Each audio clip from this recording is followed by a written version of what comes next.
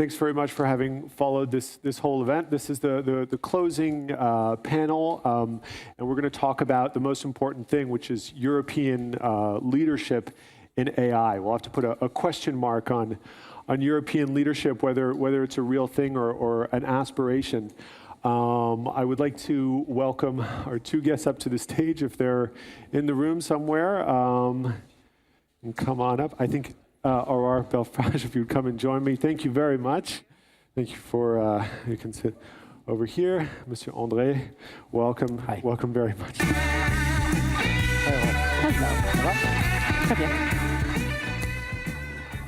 Thanks for being here. And I want to start with a little bit of a provocative question, maybe to wake everyone up in the afternoon.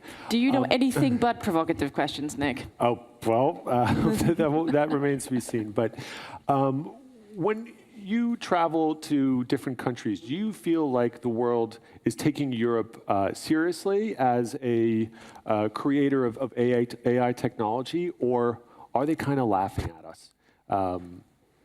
With our ethics plans and our principles first approach, is the world laughing at the European way of doing things? I'll start with you, Aurore.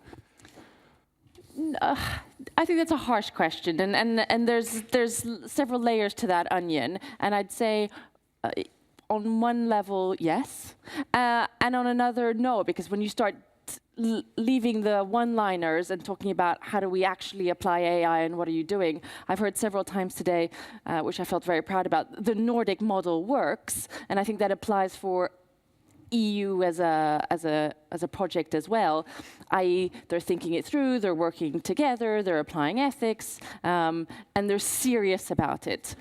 But on the one-line level, yes.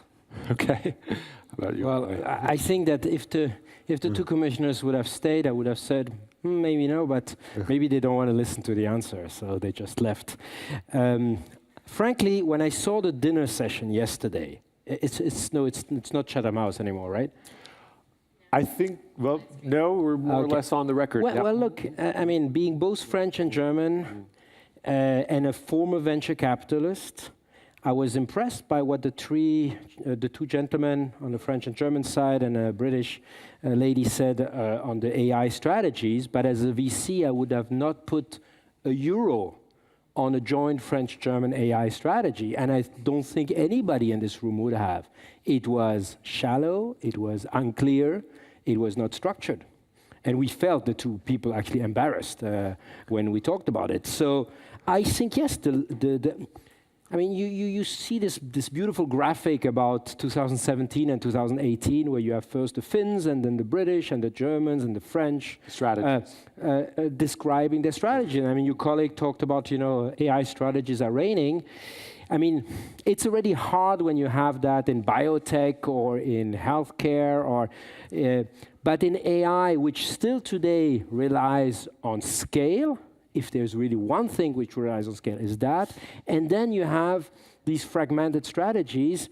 And, I love the Belgians. I don't know if Philippe de Backer is still there, but, it's like if my region, Corsica, was doing an AI strategy. I mean, I think it's ridiculous. Because what means local strategies means local regulation. Right. And at the same sentence, people are doing a strategy, and then they claim we need a single digital market.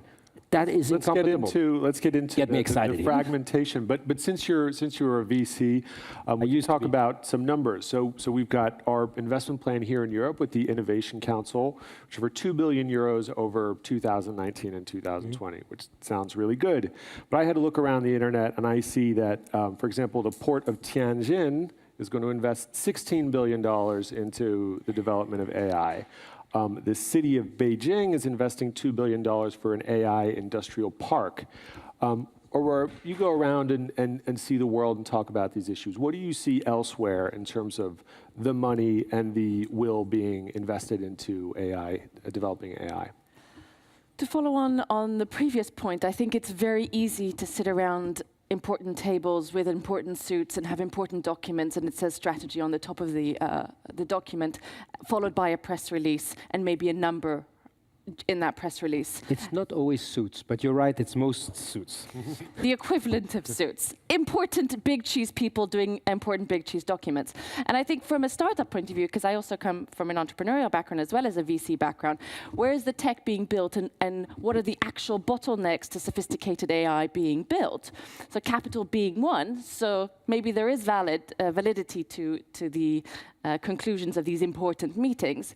But equally, it's access to data. And today we've talked a lot about data, but I don't think we've broken it down into public data and private data as much as we could. And here, potentially the European Union can do more at the end of these important conversations, which is have the guts to open up the public data to companies to access it and to think about it and build sophisticated AI. So it's not just all about the money. You think that there are European resources that don't require these enormous sums to be poured in? No, you need a bit of guts and ambition in order to create public-private partnerships. And that's, again, a big, grand word. But in reality, what that means is state institutions working with commercial companies to create tech.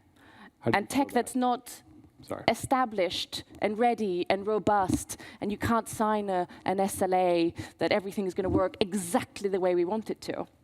I'm actually pretty optimistic because, I mean, I have the chance, or for my lungs is probably not so good, to have spent almost 12 years in China.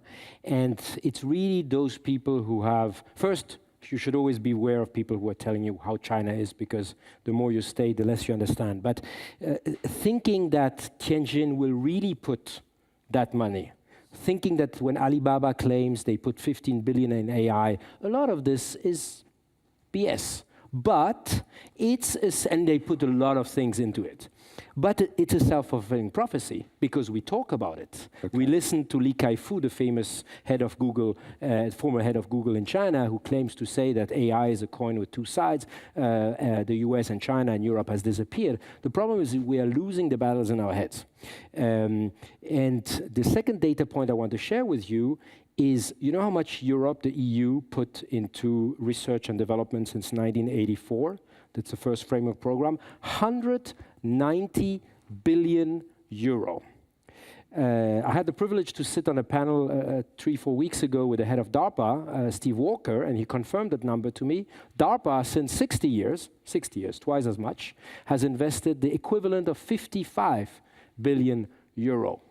We all know what came out of DARPA, and now they're investing into this famous third wave. So my point is just to say it's not a question of money. It's a question of methodology. If we keep doing what the Germans call the Gießkannenprinzip, 14,000 Horizon 2020 projects, if we keep focusing on the process and we don't really care about the outcome, I still challenge anybody in this room to have a real impact assessment of European research policy. I've looked for it. We talk about how much money we spend. We don't say what are really the breakthrough innovation that a lot of good things came from it, don't misunderstand me. But are we able to turn the table, which we need in Europe to do? Probably not. So the good news is it's not a question of money. Okay. The bad news is we seem, and what I heard yesterday goes a bit in this direction, we're just repainting the old SME instruments, getting it a little bit faster. That's why I think new governance is needed. I'm going to ask you about DARPA, because you had big ideas on a European DARPA. But before then, you also mentioned yesterday to me things you'd seen in the Middle East and North Africa region. What is happening in those areas in terms of investment? Are they going far beyond what we have here in Europe, or is there anything for us to learn? Yeah, and we were having that discussion today in the data breakout session. I see companies on a daily basis that are excited and are building technology within healthcare, within school, infrastructure, and to a degree, defense. And they're dying a slow death in Europe, and I tend to send them to MENA, because that's the region I know the best, and to set up shop in Dubai.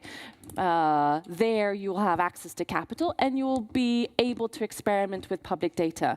And that is in itself, it's a reality, but that's where we can turn the tables, and we can actually create opportunities here. And to be fair, it exists in Europe, but I think we have a marketing packaging challenge in Europe. We need to talk about why come and set up shop here. What are the data pools that you can work with? Because it's not really as well known on the topic of repackaging money. And, so we're talking about China. Yeah. And then maybe there's also softer sides to Europe that we can add to that packaging. I think some people understood very well what are the assets of Europe. When I see, for example, in my country, France, the red carpet that we're giving to the big platforms. I think this whole attitude towards big platforms about taxation and breaking out, maybe we've been very naive in Europe, but that's not a strategy. It's very defensive. We are not attracting the best talent. I mean, we all know that Facebook's head of AI for a long time was French. What very few people know is that out of the 120, I mean, it's changing every day, people work at FAIR, Facebook AI Research, 40 are French.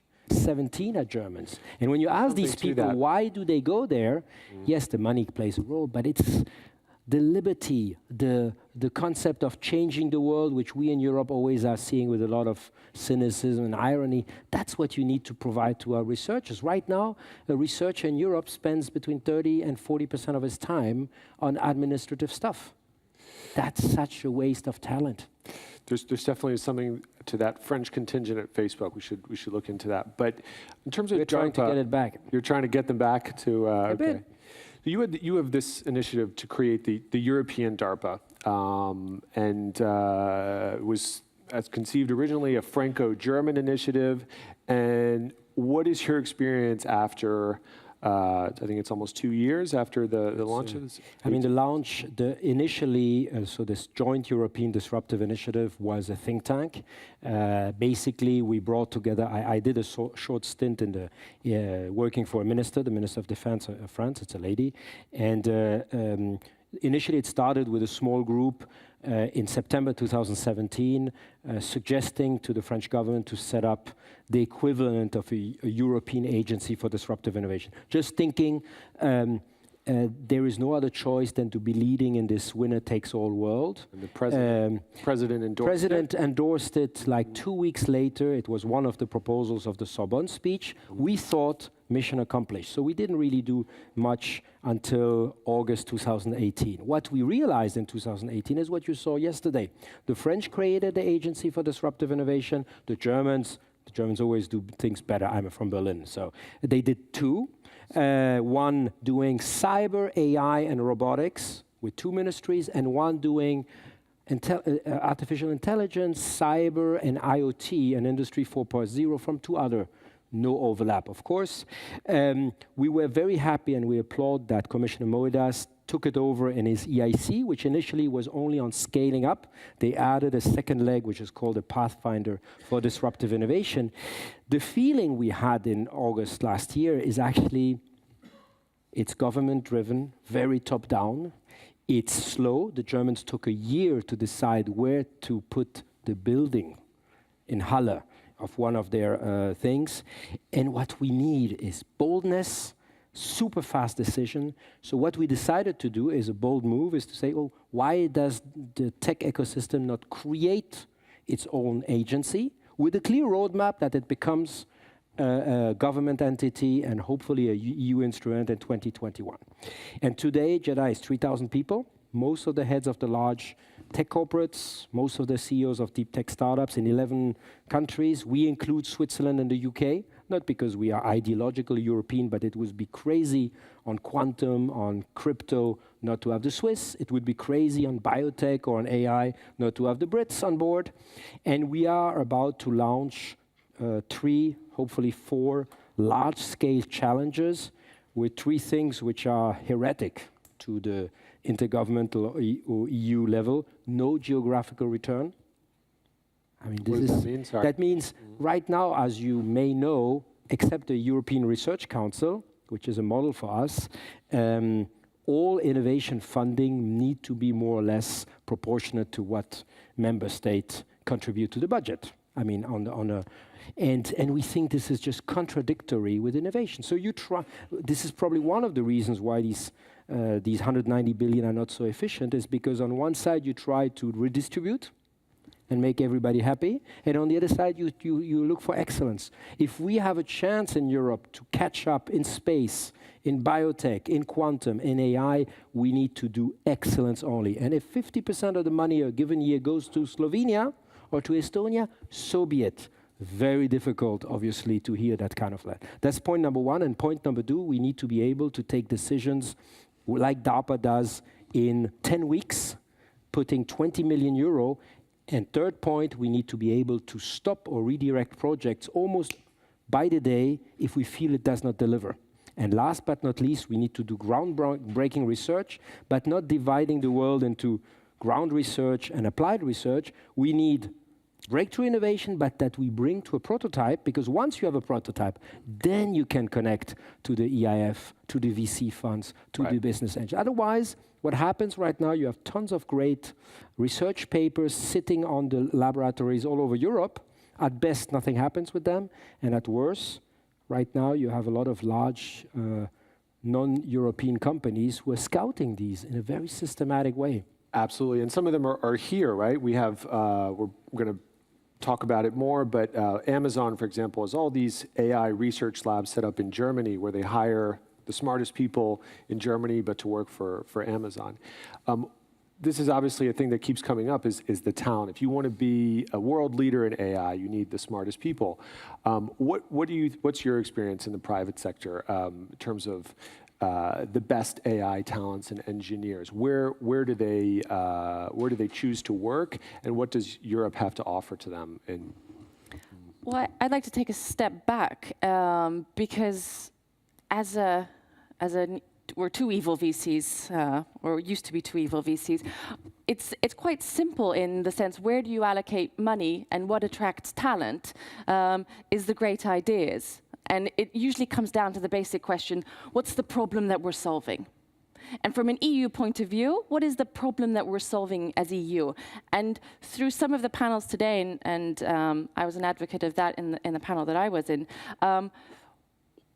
there is a raison d'être in becoming a leader in AI if we frame it around a real problem that is important to solve, that tickles our imaginations, that gets juices flowing. And the topic today was climate change, like really rallying around something that's important.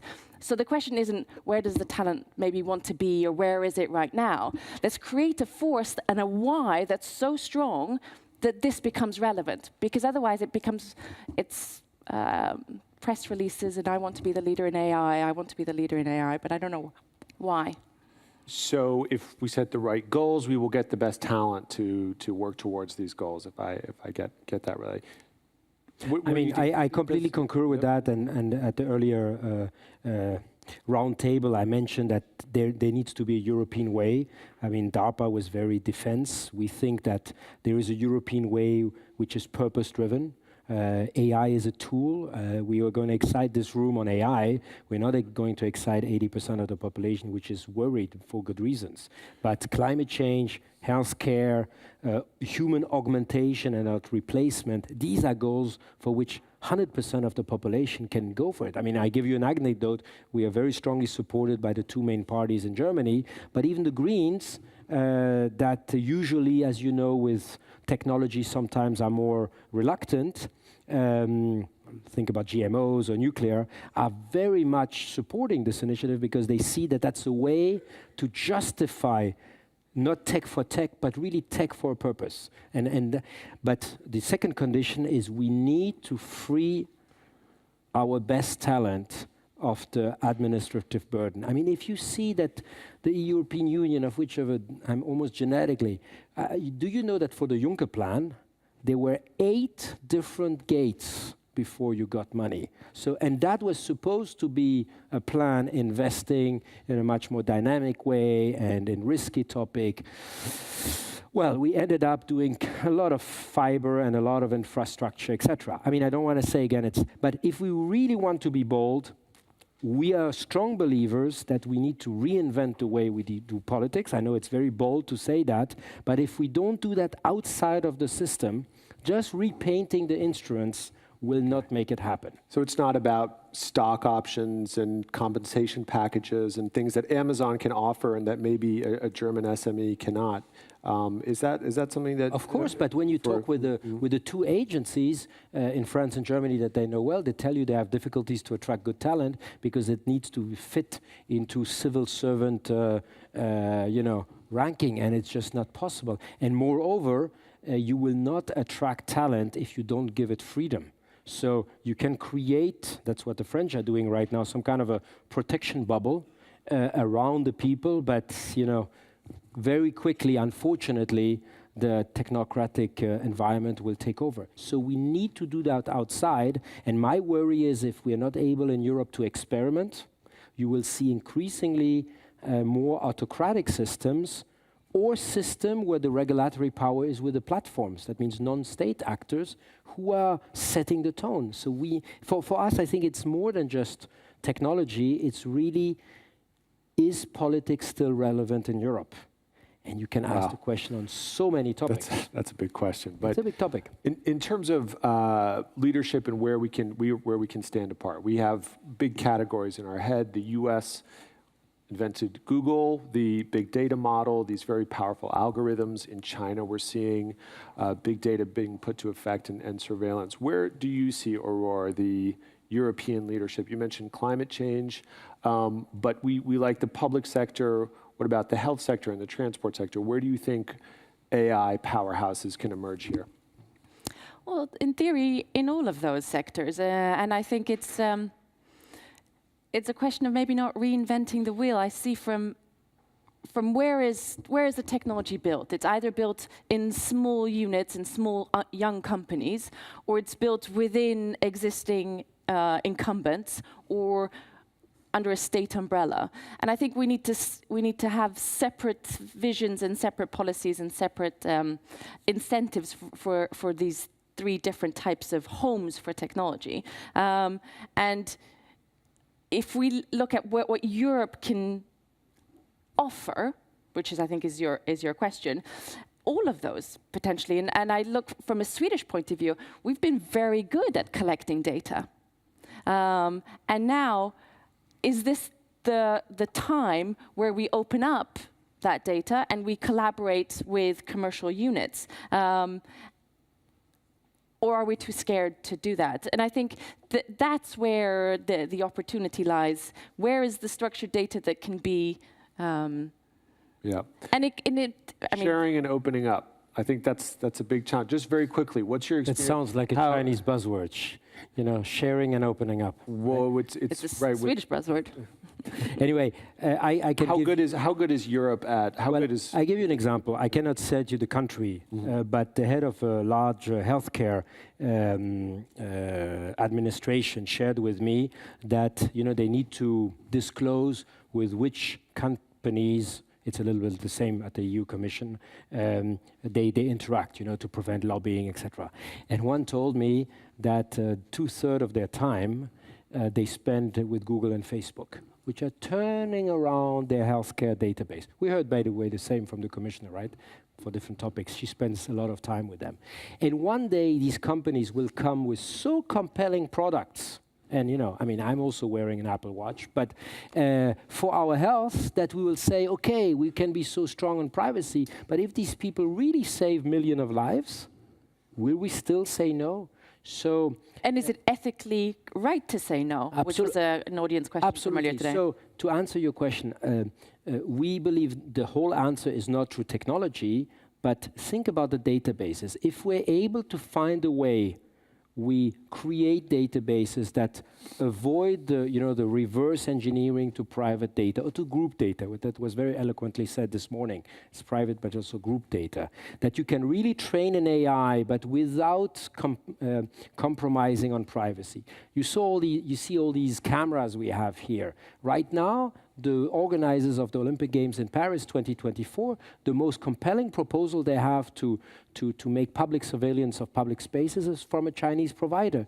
Do we really want to have 100,000 of cameras and a central database the problem is there will be political pressure to do so. So can we invent something, and today it's frontiers of science, where in a small camera you can have an algorithm that is as powerful as the best face recognition or character recognition, which, by the way, would consume much less bandwidth. We would not have a centralized database that can be hacked. Okay. So that would be a European way where out of a constraint, we create a whole business sector. Can I just ask you for a quick update? I remember when we went and saw the French AI strategy being unveiled. I think it was March 2018. sometime in 2018? March 2018. And they talked about databases for the public health sector and for transport. That's happening also. It's happening. So it exists, or what? Can you just give us a very quick update on how those initiatives are coming Okay, it's called the Health Data Hub. It's probably one of the most advanced program of sharing information, and a little bit in the same way that the Canadian are trying to do that. Instead of saying, let's do open data, everybody releases data, which is just not understanding how the economy and how business models work. It's kind of it has a convening power of putting the right people around the table and making them understand if they, on a specific project, share data, it can create a lot of value. So there's more a marriage organization rather than a central database. That's one of the most advanced, but I'm not in the project, so that's just outside knowledge. All right. We were hearing for the previous speaker, the potential new vice president of the circular commissioner. Potentially that's where I would put my money, on where Europe could create a new industry and where we could apply AI both from an opportunity point of view, as well as existing talent and a real values base to build a circular economy. I think those are the elements that you need for it to be real. Okay. I know we don't have so much time left, but you use this example of hiring a Chinese company to do surveillance for the Olympics here, and I think we think, hold on, shouldn't we have some rules for that? And we've had a lot of sort of mocking of Europe's approach to ethics and so on, but could this be a strength, and could this be a competitive advantage for Europe to say, well, here are the conditions under which we develop AI, and if you want access to this market, you have to follow these rules. Is there a world in which that could be, and I'll start with you, Aurore, I think, is there some hope there? Of course there's hope there, and I think that's the dream scenario that we're able to dictate. I'm worried that we're going to sit in the second scenario, which is there exists sophisticated technology that saves lives in different strands, and we're forced to compromise on our values. But hell, I'll go with your scenario where we dictate what we want. Okay. And will it help to have an AI commissioner to sort of even more set out the rules and say how we want it to? That's the worst idea I've ever heard. Okay. I mean, it's like, it's all these, yes, but for temporary time, that means 12 months. For all those who are in business, you'll know this idea of having a chief digital officer. Disaster. It's good it's kind of a project manager for a year, but then we all know that this is so transversal to all topics, the risk that he becomes the recipient, he becomes basically the one, you take care of cyber. It's the same topic in cyber, by the way. It's something which is affecting our infrastructure. It's affecting our voting systems. It's affecting the core of how our systems are built. So I think but what we need is clearly. I liked what Katainen said about the honesty that he's taking courses. But sometimes I'm a bit worried that people who are taking political decisions are still, taking 101 courses on AI. So it's good and bad at the same time. And we still hear people saying, yeah, okay, there is big data, but then there's also machine learning, and then there is, of course, you feel that there still needs to be a lot of education at the best level. That's why I'm convinced we need to find this new kind of working between the public hand, which is normally the guarantor of the long term, and the agility, the bottom-up, the entrepreneurial capacity of the ecosystem. If we find that solution, we will less have to do these questionnaires. Right. Saying, we need to involve, by the way, we need to involve the population. That's often done. And secondly, we will be much more reactive, right? We will not do the battles of the past, but do the battles of today and hopefully of tomorrow. Okay. And speaking of education, you're in the business of educating at least the Swedish readers about future technology and things like that. You told me you sometimes have business leaders slip you a note and say, come explain this to me. What's your level of confidence in how much our leaders, business leaders or political leaders, understand the technology? No, I find it very scary. And I was admitting this morning in the panel that I pretend to run a strategy agency, but in effect, it's an education business. And I think a big part of the challenge is socially awkwardness, accepting in front of the other big cheeses that I don't know. So I'd like to applaud him for saying that he was doing a course. I think it's very honest. And a big problem in the fact that not enough AI is being built in Europe today is because there's a huge knowledge gap, and not necessarily on a skills level, us Indians, it's on the chief level, needing to know more. And I encourage you to read the AI strategy that the executive order of President Trump that has been just released 2 or 3 weeks ago. I mean, we can say whatever we want about Trump. He probably didn't write it. They have nothing to do but he had probably at least the responsibility of signing it off. It's structured to the point, very offensive in the way that it's forward-looking strategy, and the word cooperation appears once, I think, in 10 pages, which is also maybe a message for all of us. Not much cooperation. No, it appears once. Okay. Final word. What is Europe's best shot at being a leader in the field of AI? Nick, you're now challenging my cognitive ability, and I would like to apply some AI to find those priorities. Alrighty, and how about you? Where do you think where Europe can be a leader on AI? In what field? Where do you see the application coming across, and us truly leading the way?